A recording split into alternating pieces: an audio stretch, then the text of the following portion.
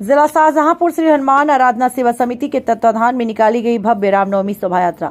विशाल शोभा यात्रा हनुमंत धाम से प्रारंभ होकर नगर के प्रमुख मार्गों से होते हुए बाबा विश्वनाथ मंदिर में संपन्न हुई।